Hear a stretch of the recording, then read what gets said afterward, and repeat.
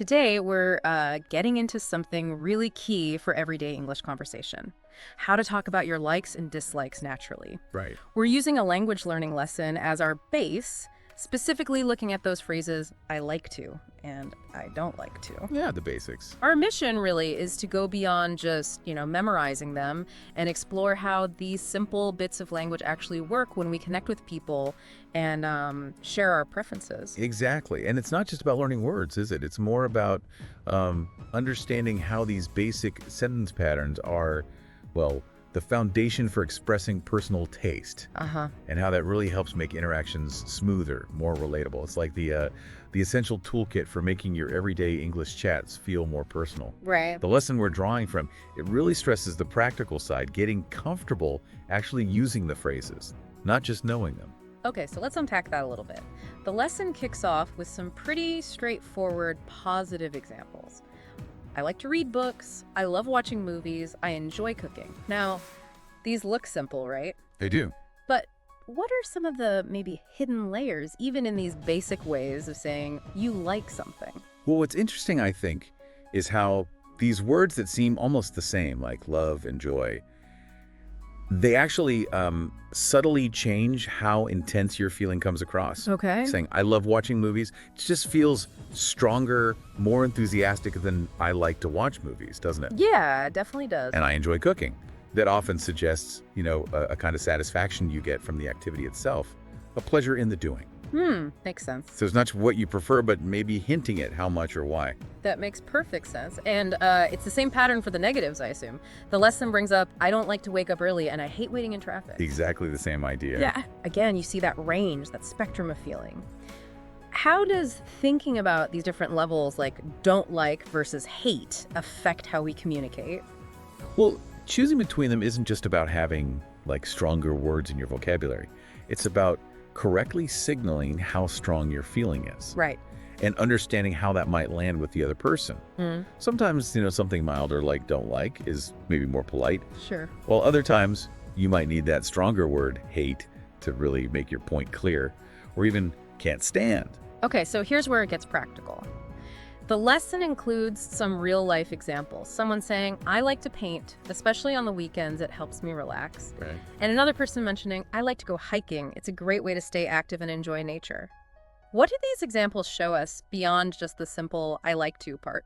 Well, if you think about making communication really work, notice how adding those little extra bits, especially on the weekends, or it helps me relax, or to stay active and enjoy nature. It just transforms a basic statement, makes it much more engaging, right? It gives context, it kind of invites the other person to ask more, and it helps them understand why you like it. So it moves it beyond just a fact into something more personal. Exactly. It's offering a little window into your experience. And the lesson actually gets you, the listener, involved. It prompts you to say out loud, I like to blank, and I don't like to blank, with a pause. Why is that active part, even when you're just listening, so important? Oh, that's such a key point. Yeah. It touches on the difference between just passively taking information in and actively recalling it. Right. When you actually say the phrases, even to yourself, you're firing up the muscles you use for speech. You're kind of wiring that pattern into your brain more strongly. Ah, okay. It's a really vital step, moving from just understanding something to being able to actually use it confidently when you're talking spontaneously. Makes sense. Then the lesson shows how these phrases pop up everywhere. Common topics like music, I like to listen to pop music, food, I don't like to eat spicy food, sports, I like to play football on weekends. And even learning, connecting it right back to the listener, I enjoy learning English with podcasts. Yeah, that's a good one. Seeing them used in all these different areas really hammers home how flexible they are, doesn't it? Absolutely. It just shows how these really basic phrases work across, well, almost any everyday topic you can think of. It reinforces that you don't need, tons of complicated words to start expressing yourself pretty well. Right.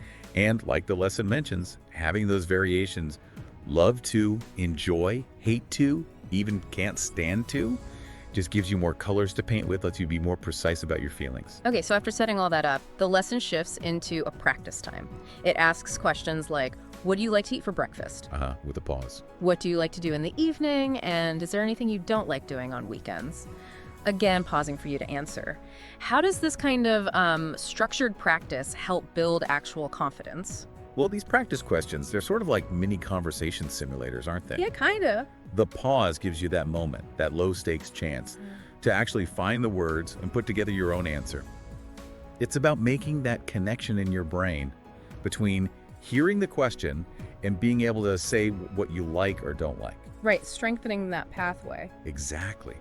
That kind of active practice is just crucial for making these phrases feel natural and easy to grab when you're in a real chat. And then it wraps up with this ultimate speaking challenge.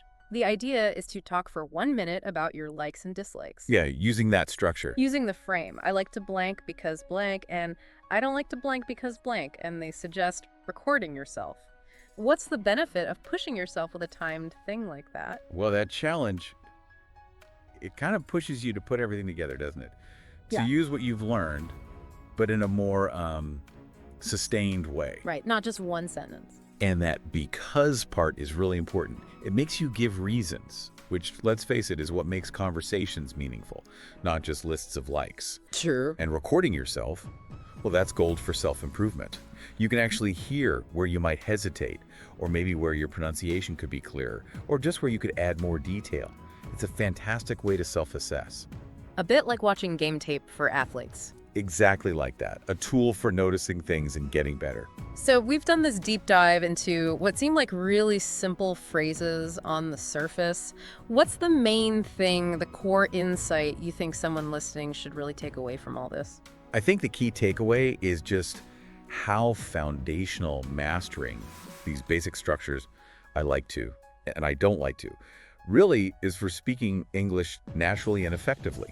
Understanding those little differences in intensity, like between like and love, and actually practicing using them in different situations, that really empowers you to share your preferences clearly, confidently. And that's essential for connecting. Totally essential. Yeah. For connecting with people, for just, getting through everyday interactions smoothly. That's a great way to put it. And maybe a final thought for you, our listener. Yeah.